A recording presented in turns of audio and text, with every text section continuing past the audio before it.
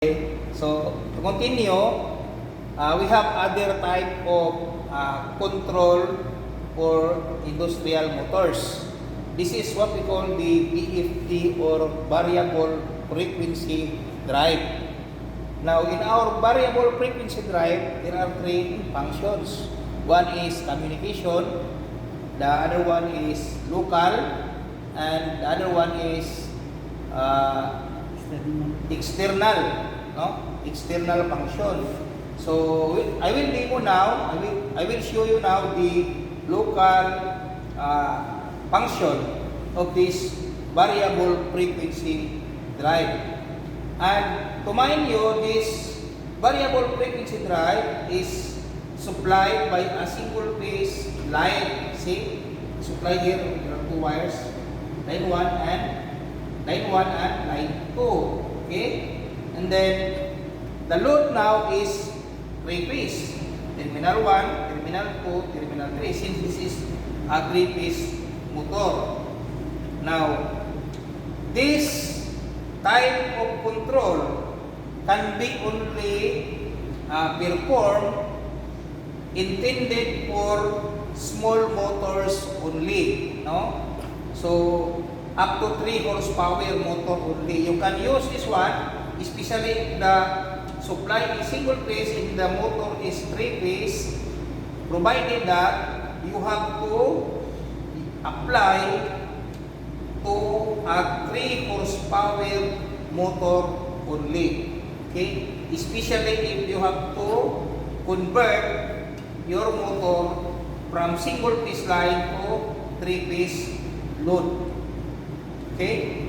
So now, let's try this one. Now, in using this VFD, you have to switch this one to 0 first. Okay? For local function or application. So, set to 0 and then push the start button here, like that. And then turn on the swan. Turn on the switch. Okay, like that. Okay.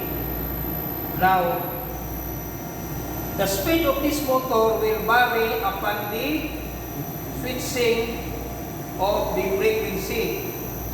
Okay.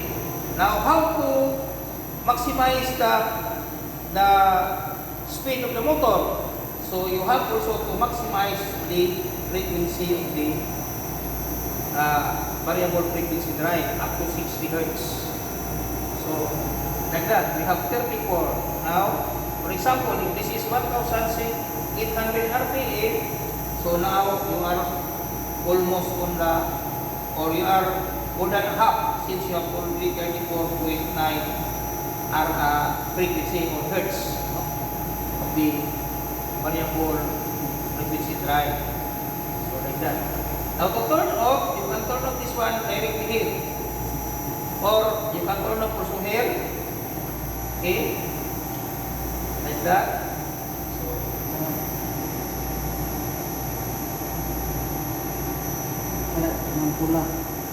this one. Okay? So, shut off that one. Okay, see the motor. Okay, so shut off. Okay. So now, turn off this one, set to 0. So, okay, that's already turned off. Now, the difference between the magnetic controls or the magnetic conductors or industrial magnetic conductors in between the variable frequency drive, this variable frequency drive can reduce or you can control the speed of the motor. Okay? You can reduce or you can control the speed on the motor depending on the desired rotation or RPM you want to apply. That's the beauty of the variable frequency drive. Okay?